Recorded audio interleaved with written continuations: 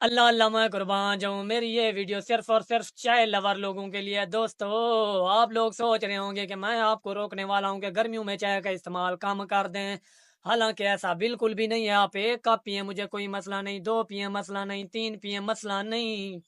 مسئلہ مجھے صرف اس بات کا ہے کہ آپ کو جب چائے پکڑائی جاتی ہے، چائے کا کپ آپ کو پکڑایا جاتا ہے، تب آپ چائے پیتے وقت جو بے شرمی سے چائے پیتے ہیں اور چائے کی بے حرمتی کرتے ہیں، مجھے اس سے مسئلہ ہے۔